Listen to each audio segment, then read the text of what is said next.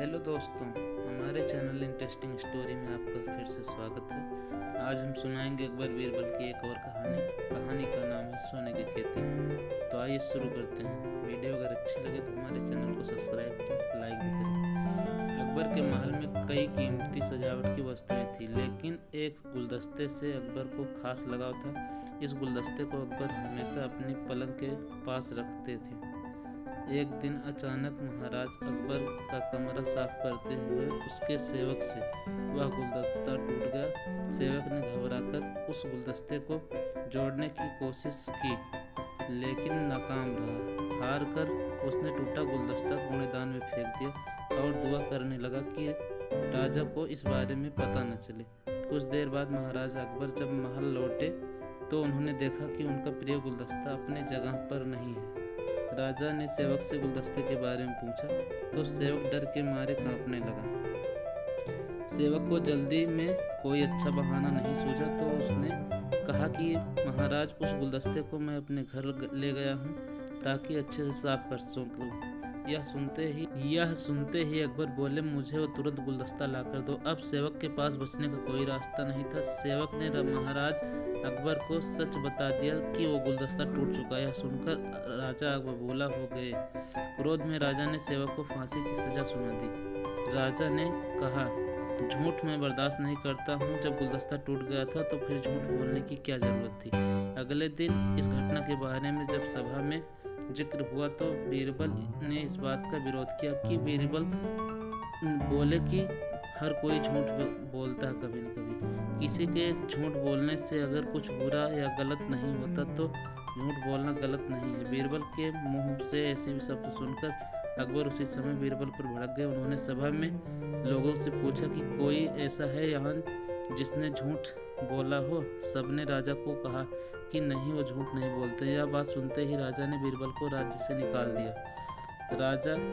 राज दरबार से निकलने के बाद बीरबल ने ठान ली कि इस बात को साबित करके रहेंगे कि हर व्यक्ति अपने जीवन में कभी न कभी झूठ बोलता है। बीरबल के दिमाग में एक तरकीब आई, जिसके बाद बीरबल सीधे सुनार के पास गए। उन्होंने जौहरी से सोने की गेहूं जैसी दिखने वाली बाली बनवाई और उसे लेकर महाराज अकबर की सभा में पहुंच गए।